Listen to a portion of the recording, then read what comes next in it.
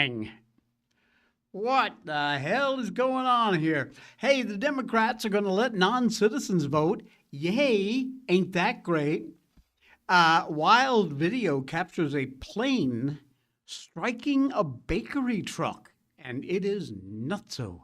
And finally, saving the beagles. This is such a feel-good story. You won't believe it. It's fantastic. Hey, happy Monday. Welcome into a brand new week on the Jay Sheldon Show. Good morning, Danny. Our butterflies have all hatched. Fantastic.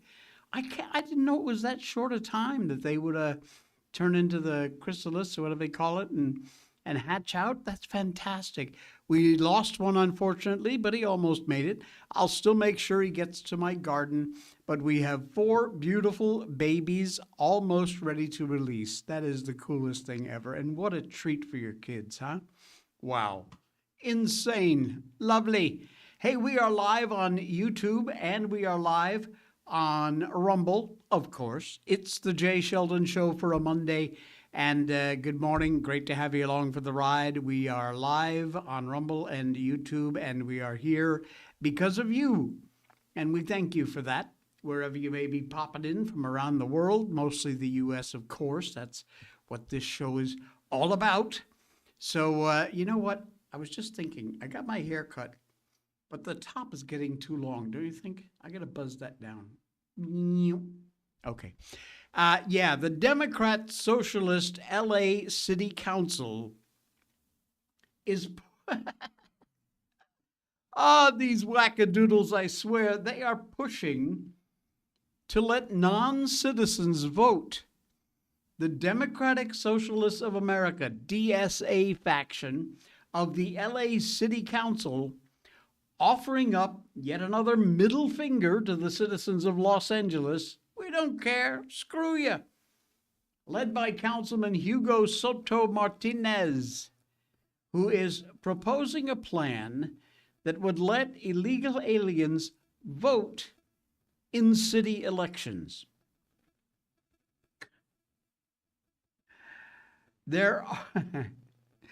If you think that doesn't matter, here's a fact for you.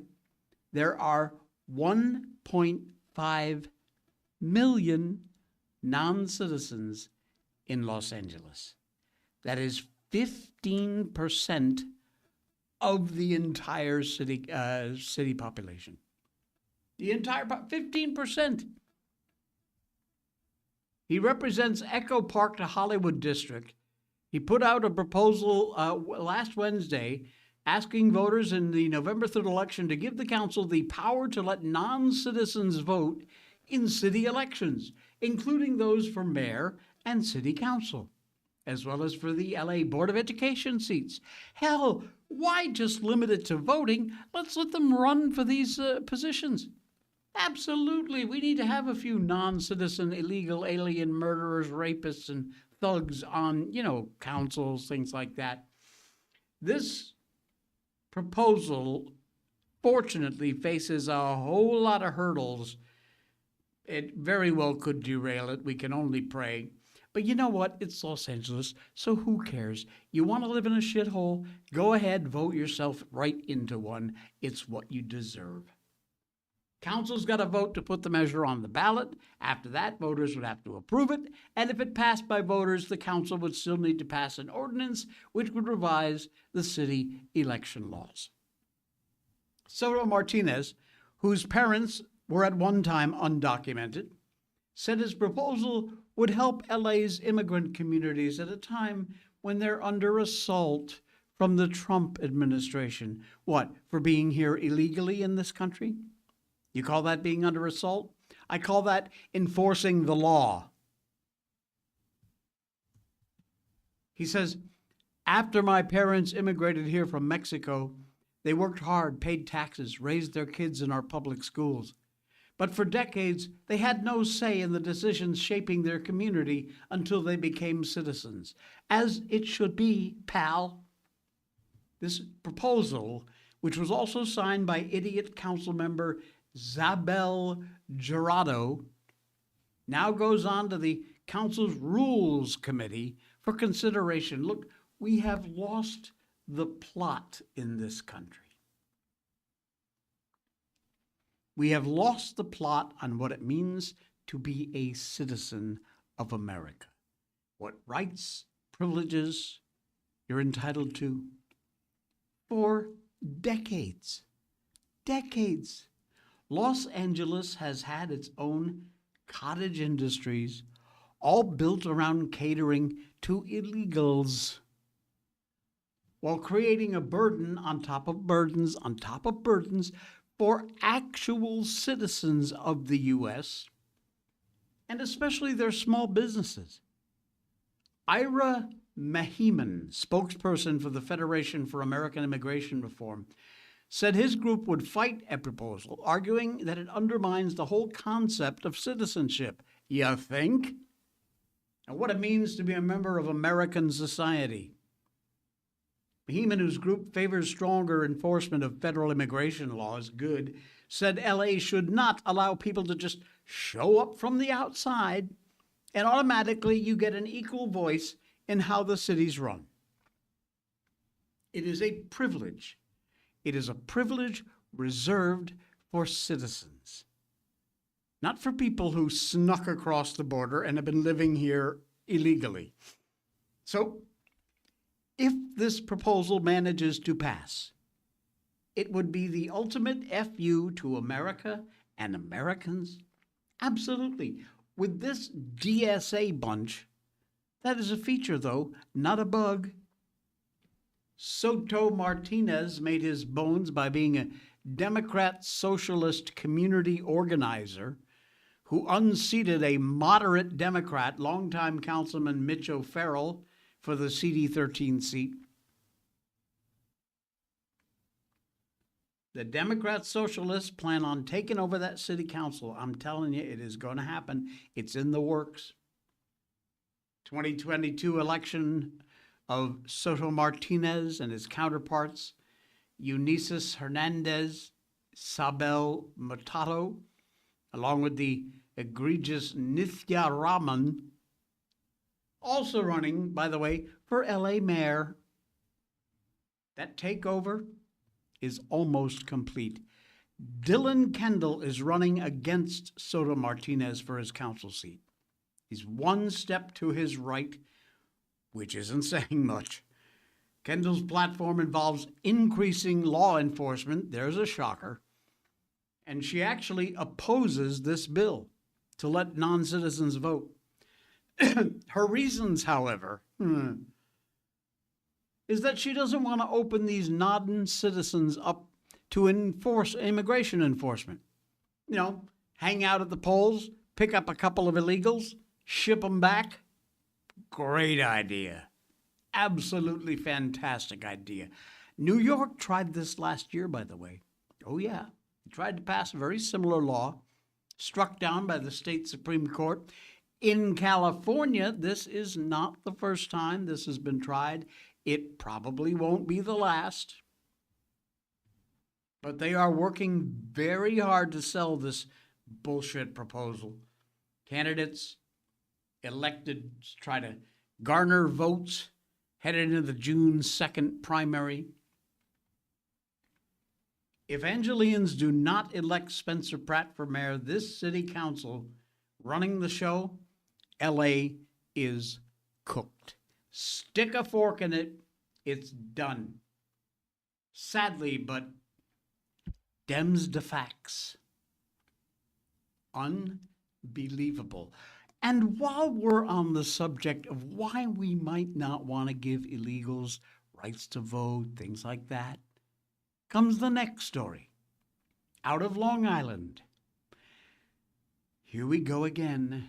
It's a daily occurrence. It's almost getting boring, but you got to know about it. An illegal immigrant has been charged after a deadly Long Island stabbing rampage. Nassau County, New York, densely populated suburban town on Long Island, just east of the Big Apple. It's like a bedroom community for New York City. For whatever reason, Long Island in general seems to be an absolute magnet for illegals. There is a ton of them there. And now 2 residents of Nassau County are murder victims. And an illegal alien is facing charges in both murders. Brutally murdered 2 women, a co-worker, and his roommate in separate attacks on Long Island. Ronnie Yahir Alvarenga Rivera allegedly stabbed a 42-year-old female co-worker to death as she was walking out of the garbage behind a Wendy's in Island Park. This is absolutely disgusting. 2-year-old Roni Yahir Alvarenga Rivera. No, I don't want that. Go away. I want this. Okay, zoom that. Give me some volume. There we go. Rivera was arrested by Nassau County Police for 2 murders that happened in Valley Stream and Island Park. Crime shocking those living nearby. Around here, yeah. If it was like in the city, maybe. But out here, it's pretty quiet. Investigators say police responded to the Wendy's in Island Park around 12:30 in the morning on Friday. When they got there, they found a 42-year-old woman who was dead from a stabbing. Police say both Alvarenga Rivera and the woman worked together at Wendy's. While we were at that scene, we received information that an individual who was stopped at 169 Atlantic Avenue in Lynbrook, he asked to see the police. When the police arrived, he said he had killed somebody that night. Investigators say after arresting Alvarenga Rivera, they got information he was possibly a suspect in another murder in Valley Stream. That's when they responded to the 22-year-old's home in Valley Stream, where they found a dead 32-year-old woman who had also been stabbed. Police say the woman and Alvarenga Rivera lived together. They rent bedrooms at that location, and there's general spaces throughout the house that they share: living room, kitchen, bathroom. So they cohabitate. They're acquaintances of one another. As far as a relationship, I'm not aware of a specific domestic relationship between those 2.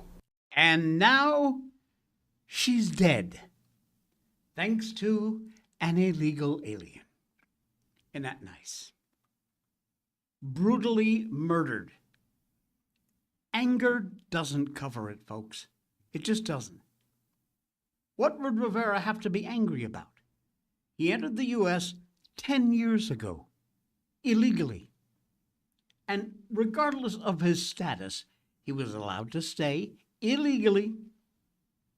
And now he stands accused of 2 murders.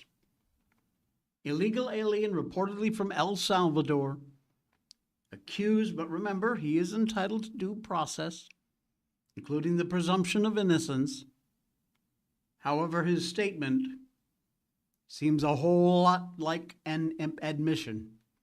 There's going to be a growing list of victims of crimes perpetrated by people who never should have been here at all.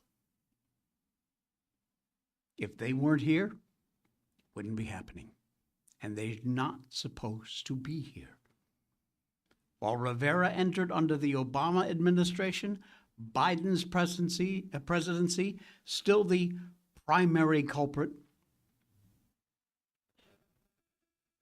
Now, there are very likely millions of people in this country illegally. We know that. We saw the numbers. Every crime victim of one of these illegal aliens can be laid directly at the feet of the Biden administration. And you're right, Danny. You see these pictures, like that picture of this scumbag? No expression, no nothing. Absolutely heartless, these murderers. And no remorse. Exactly right. Manischewitz. Pocahontas.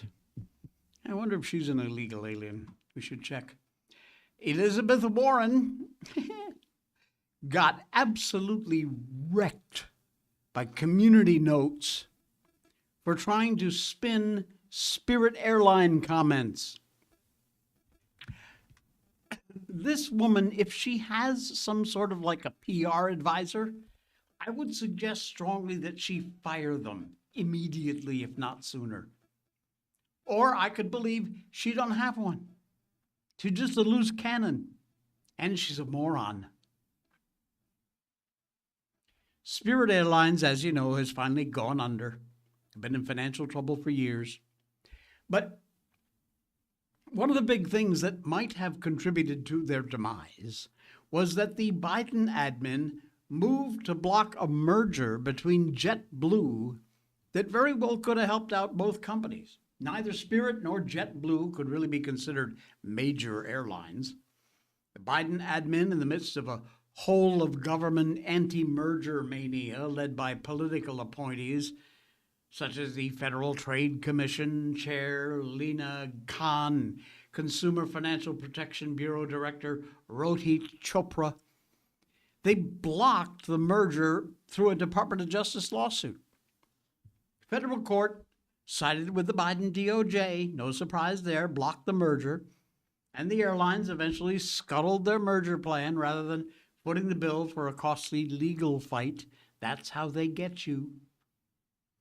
Ward also wrote the Consumer Financial Protection Bureau was the brainchild of Senator Elizabeth Warren. Democrat Pocahontas from Massachusetts celebrated the blockage of the merger as a Biden win for flyers. Here's her ex-post. I've warned for months that a JetBlue Spirit Airlines merger would have led to fewer flights and higher rates. Justice ATR and USDOT were right to stand up for consumers and fight against runaway airline consolidation.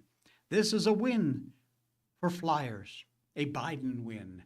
Well, Warren and the Biden administration had both argued that the deal would raise prices and reduce competition among airlines.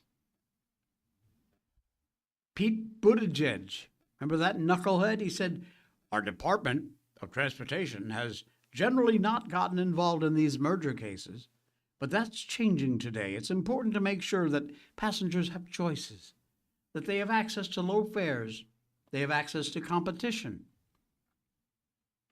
Well, nothing reduces competition more than a cheaper alternative like Spirit going out of business. They'd filed for bankruptcy twice in 2024 after the merger failed.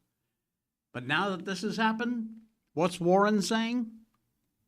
She's bemoaning that there are fewer choices. Idiot! And of course, she's trying to blame others.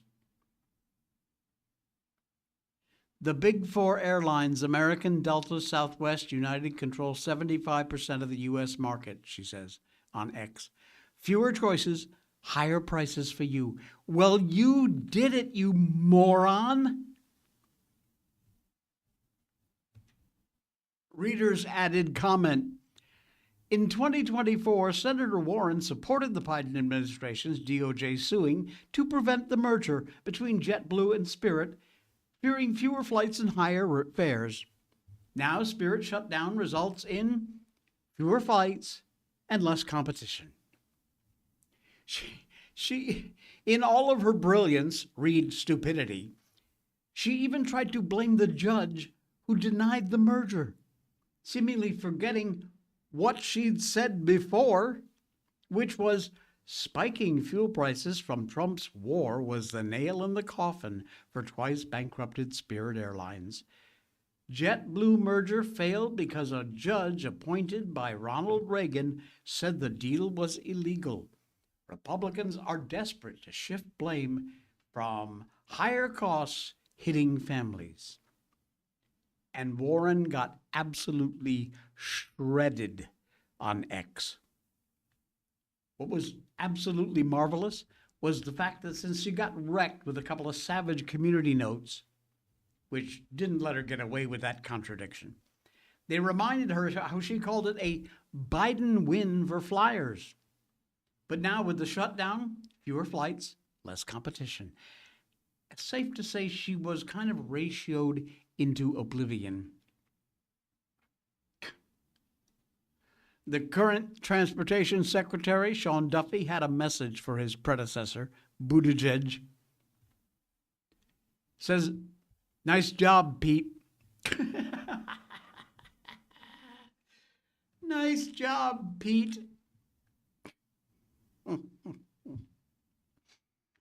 And more good news. Lefty idiot judges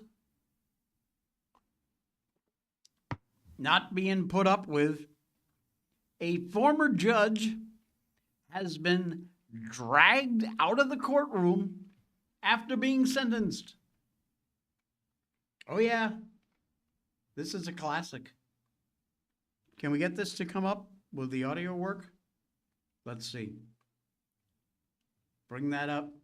Here, let's take a look at this. It's great. A former judge being dragged out of a Cincinnati courtroom. Tracy Hunter went limp after being handed a 6-month sentence, prompting an eruption from supporters inside the courtroom.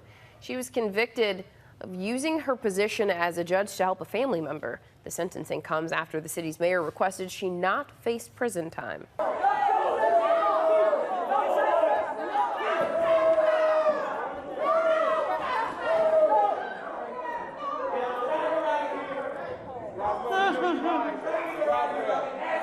That's a classic, huh? I love it. Oh, yeah. Nice job, Judge. Former Ohio judge, I should add, sentenced to 6 months behind bars after being convicted of a felony related to her brother's landing a court job, as you just saw, dragged out of a courtroom as she protested her sentence. 52-year-old former judge Tracy Hunter went limp after she heard her sentence, dragged backwards out of the courtroom. Oh, man. She'd earlier been convicted of a felony, unlawful interest in a public contract in 2014, given 6-month sentence. Case was linked to an incident in which the AP reported Hunter shared a confidential document with her brother, who faced a disciplinary hearing in his government job. Her attorney maintains she did nothing illegal, and yet she was convicted and her appeals denied. Sentence delayed to allow for Hunter's appeal, but she ended up losing, which prompted Monday's hearing. Supporters wearing T-shirts with the judge's name screamed out after the sentence was handed down. Oh, my bleeding heart aches for you. Not. Deputies approached Hunter, remove her from the courtroom. She went limp and wound up being dragged out. Hunter's attorney, David Singleton, told ABC News that Hunter has suffered immensely as a result, having her law license revoked, losing her job after she was indicted. She can't be remorseful for something she didn't do, the lawyer said. We're not going to give up on overturning her conviction and getting her out of jail as soon as possible. She's a lefty piece of crap judge. Good. Enjoy your jail time, woman.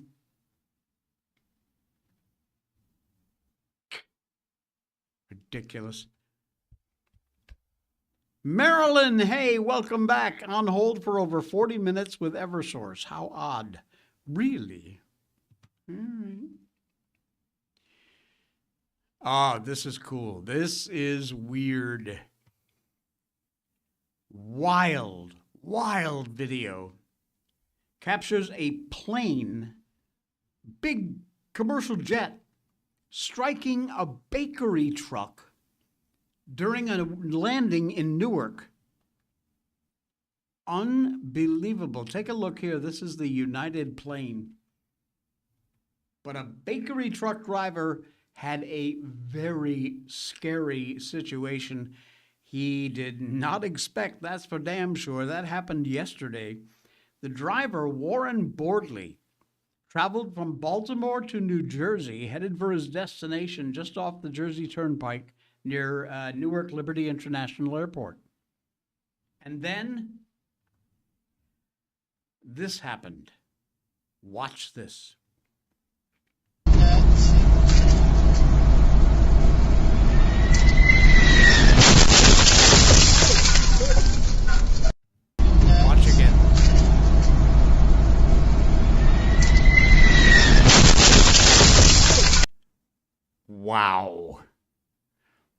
Wow. That is insane.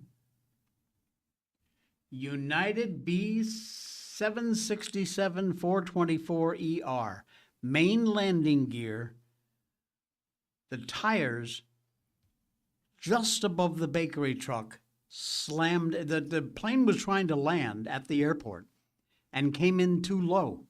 They also hit a light pole, by the way. And how do you end up going so slow? You got to think there's got to be a lot of questions need to be asked here. This is very, very weird. Despite that unbelievably scary hit that van took, the driver taken to the hospital had only minor injuries from glass to his arm. Said the trailer is not damaged and the bread product was not touched. Despite the collision, the aircraft landed safely. 221 passengers, 10 crew members on board. No injuries reported on the plane. And again, like I said, the truck driver there, just minor injuries from some glass on his arm. The aircraft taxied to the gate normally and sustained only minor damage. Maintenance team evaluating damage to the aircraft. We'll investigate how this occurred, United said in a statement. We'll conduct a rigorous flight safety investigation into the incident, and our crew has been removed from service as a part of the process. Now, Paterakis, who was the truck driver, summed up exactly how lucky everybody was given what happened. Everybody on the plane should be fortunate because it could have been the opposite of what happened. With a little help from God, went a long way tonight for everybody on the plane and the driver of the truck. The FAA and the National Transportation Safety Board confirmed they are investigating that accident. I'm telling you, exactly. I was just going to say that, Danny. If he wasn't a believer in God before, you can bet your bippy he's believing now, because I think that's about the only thing that saved him. That could have been the last moment of this guy's life. And to have a few cuts from flying glass on your arm, you gotta believe. You gotta believe. Unbelievable. Wow. That's insane. All right, the investigation into whether schools are teaching lessons on sexual orientation and gender ideology from pre-K through 12th grade. More importantly, whether or not parents even know about it. Spoiler alert, a lot of them didn't. The DOJ just walked into 36 Illinois school districts and started asking questions that, frankly, you parents should have been asking a long time ago, but you didn't. The investigation covers whether schools were teaching lessons on sexual orientation, gender ideology, as I said, for pre-K through 12th grade, and more importantly, whether parents knew it was happening. Here's what the feds are looking at.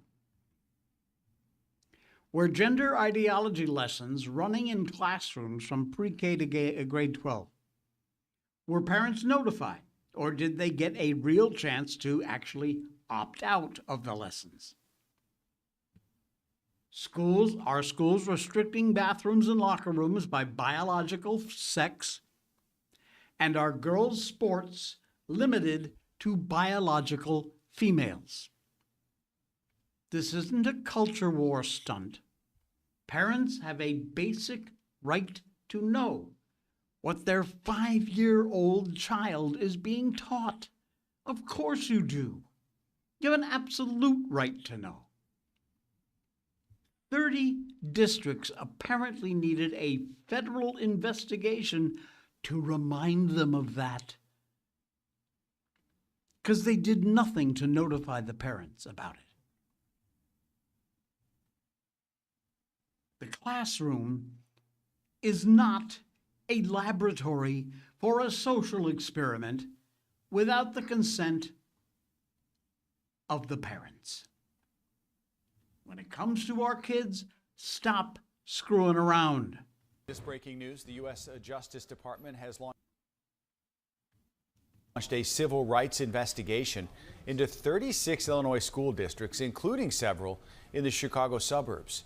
They are investigating whether schools taught lessons on sexual orientation and gender ideology, and if so, if parents were notified of those lessons. This investigation will also look at whether schools limit access to places like bathrooms and locker rooms based on biological sex. This breaking news, the U.S. Justice Department has launched a Insane. Absolutely insane. And parents, start asking questions, okay? It is your responsibility. It really is. I know it's frustrating, but you've got to ask questions.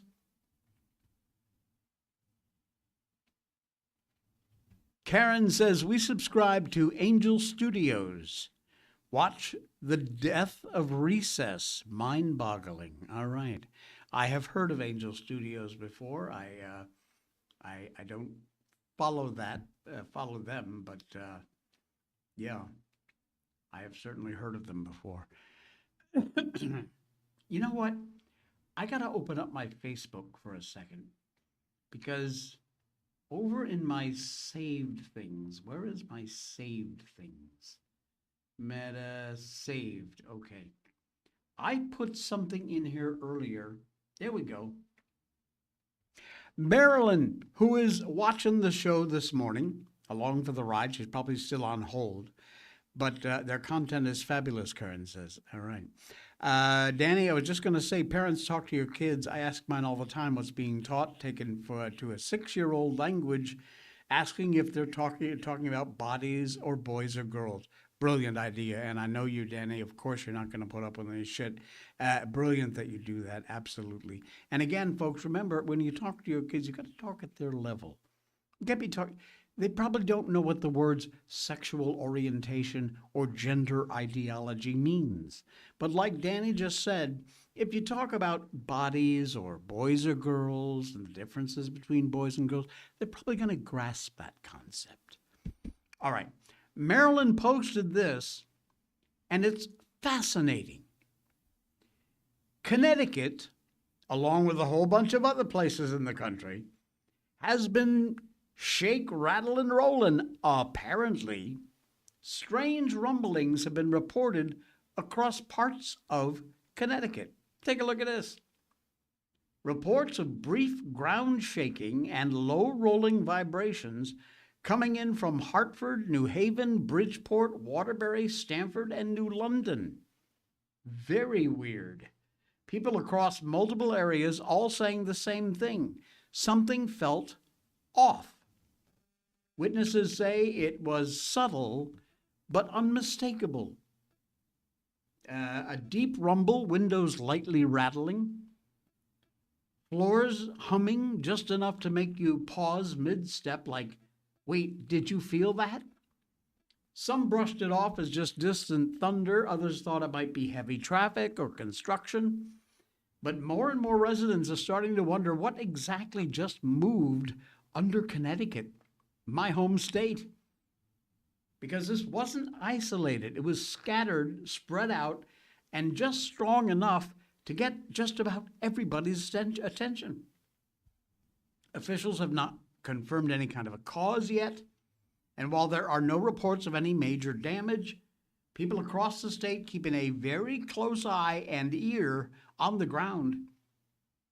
You know how it goes. It is first probably nothing, and then, of course, everybody's standing still, waiting to see if it happens again. Meanwhile, the locals are saying that didn't sound normal. Felt like it came from under us. And that was not just a truck. In Connecticut, when the ground starts shaking, people notice. So stay alert. Don't know what's going on. No official explanation at all about this. But thank you for sharing that, Marilyn. It was absolutely fascinating and very cool story. And related to that, 7 earthquakes have shaken the ground in Area 51. Yeah, that Area 51. You know, Groom Lake, flying saucers. At least 17 earthquakes were reported near Area 51 in the U.S. within a span of 24 hours, drawing a lot of attention from scientists, worldwide discussion, sparking discussion online.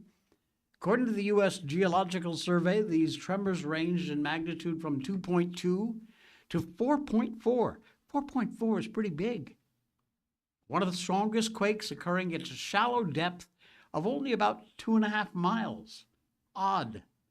That's not a fault kind of thing. This cluster of seismic activity, referred to as an earthquake swarm, is not uncommon in tectonically active regions. However, reports claim that the relatively shallow depth of these quakes is very unusual for that area where earthquakes will usually occur, but they're very deep within the Earth's crust, not 2.5 miles down. That don't make no sense. Location drawn attention because, of course, Area 51, close to the Nevada test site, which is where we conducted nuclear weapons testing from 1951 to 1992. That historical context led to some speculation in some quarters about the possibilities of underground testing, although no official evidence, of course. Nothing to support those claims. But social media is going nuts about it. Users shared theories ranging from renewed underground experiments to references to long-standing ET claims associated with the area. Jim Ferguson, Area 51 just lit up. 17 earthquakes in 24 hours, right after the talk of UFO file release. Natural activity or activity underground? Something doesn't add up. Interesting. And of course, we've still got Trump's promise to release those files. We'll see. Danny, Karen, I just watched Let There Be Light yesterday about an atheist becoming a believer after a near-death experience. Highly recommended. Getting the tissues. I'm going to have to check out this Angel Network. What's it called? Oh, Angel Studios. I will check that out. All right. Hey, you know who Golden Tempo is? Golden Tempo is the winner of this year's Kentucky Derby. Oh, yeah. And this was a crazy nuts race. Did you watch it? Golden Tempo came from dead last. I mean, he was the last horse in the pack. His rider, Jose Ortiz, devout Christian, shared a Bible verse before the race. He said, "I can do all things through Christ, which strengtheneth me." Nothing is impossible with God. And man, what a race it was. It's the first quarter, which is, but there he is. Oh my gosh. He's already starting to move now down Look the at that. backside. He All was the 5 or way 6 dead behind last. the last horse. Great ground-saving trip by Jose Ortiz. Sometimes when you're that far back, Mike, that everybody makes their decision already, and you're left a lot of open lanes. Now he'll shift him out as he knows he's going to run into trouble if he doesn't, and he takes aim on his brother. Wow. And what a tremendous kick by Golden Tempo. That's a lot of ground to make up in the stretch of the Kentucky Derby. He's 7 or 8 lengths back at the top of the stretch still. The numbers on how far he ran are going to be amazing, right? Wow. And this is the pedigree of this horse. He has been dead last or second to last in almost every race he's run, but made a charge like this at a moment like this. A historic moment, Nick Luck. Truly, Mike. And Cherie DeVoe is with nephew Maverick. It's the first quarter, which is... Wow. Unbelievable. From dead last to first place and winning the Kentucky Derby. Absolutely incredible. And I love the fact that he shared that Bible verse before he took off for the race. Absolutely amazing. Hey, talking about the Angel Network, Angel Studios, Karen says they're a Christian, unbiased, no-nonsense platform like Netflix, but with actual soul and content that is thought-provoking. We love it. All right. More than happy to share those kind of stories. Just a little free publicity for Angel Studios. Fantastic. Good news. All right, and speaking of good news, I love this story probably more than any story we have ever done. I will never, ever forget when Dr. Mengele Fauci was doing the experiments on the beagles, and they actually showed these beagles that were being locked down by their necks and then forced to have, I don't know, mosquitoes or ticks, something biting at their faces. It was the most disgusting thing I have ever seen. Absolutely insane that we as human beings could do something like this. Well, guess what? 300 doggies, all beagles, have been released from scientific research breeding operation, and they get a chance to taste freedom when you choose for the very first time. Look at that babe. What a stately beagle that is. Somewhere, Snoopy is smiling like crazy. Last Friday, over 300 beagles were released from a breeding operation in Wisconsin that raised the pooches for scientific testing. A lot more dogs scheduled to see freedom in the near future. Fantastic. Hallelujah. The breeders came to an agreement with the animal rights activists. I spend time with these animal rights activists and Greenpeace talking because, frankly, a lot of their tactics are stupid. But sometimes they get it right. We all know animal rights group can very often they can be very nutty, very crazy, moronic people. But I'm with HHS Secretary Robert F. Kennedy Jr. on this one. Let's end the painful and absolutely cruel research being carried out on man's best friend. For a lot of these pooches, this was the first time they had ever run around and played on the grass and basically just acted like dogs. Here is footage from the actual raid that happened as these activists stormed into the Wisconsin Beagle Farm. They took 23 dogs, resulting in several arrests. Schnauzers, where's Schnauzers? Right behind you, buddies.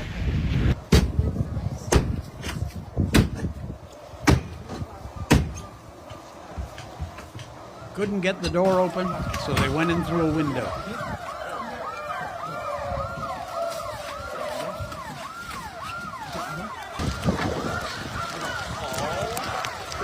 Wow, look at that. Someone else,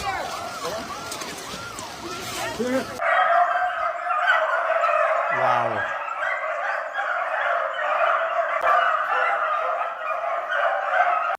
Every single one of these guys rescued, run in the grass for, like I said, what is the first time probably they've ever done that. The first 300 Ridgeland Beagles touched grass for the first time today. They stepped outside, looked up at the sun, playful. Some were scared. All were learning the world can be safe. And as of today, they are free.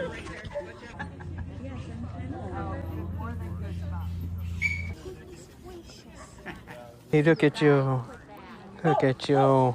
He looks a little in shock. Oh, man. Look at you. Oh, look at that Consider face. taking because you are the sweetest. Ah, how can your heart not absolutely melt? I'm not crying. Man. Danny says, thinking of them being released, all I hear in my head is the quote from the movie Stand By Me. Chopper, sick balls. By the way, that is among my top 5 favorite films of all time. I love that movie. Imagine them going after the monsters who tortured them, which would be a brilliant idea. The first van loads of beagles left Ridgian Farms on Friday, the first of at least 10 days of transporting hundreds of dogs to rescues and shelters across the country. After years of effort and emotional time for activists, the beagles touched grass for the first time, explored a world they had never even seen before. They were screened by vets, given vaccinations, given Benadryl to ensure they don't have any reactions to the vaccinations. 300 dogs were removed from Ridgian Farms on Friday, and hundreds more will be released in the coming days. They didn't just enter the agreement out of the kindness of their hearts, by the way. In 2024, witnesses allege they saw sick, disgusting experiments on dogs' eyes with the use of anesthesia. Judge and probable cause found probable cause that Ridgian had committed crimes of animal cruelty, and later a special prosecutor assigned to the case said he would not press charges if they surrendered their breeding licenses by July 1st. Not the first positive beagle story, but that Bond villain, Dr. Anthony Mengele Fauci, knee-deep in promoting these experiments, these disgusting experiments on our furry friends. He is directly responsible for some of it, and likely he will never have to account for himself, which is almost more disgusting. That is just the best news I can possibly bring you. Like I said, my favorite story in I don't know how long, but that is fantastic. Absolutely. All right, friends, we're going to wrap it up a little early today. It's a Monday. Thank you. Enjoy the rest of your day. Please help support the show. Link is down below in our description. We're live on YouTube. We're live on Rumble. And you can hear our podcast, the audio part of our show, on Spotify, Apple iTunes, all the podcast platforms. We'll see you again tomorrow.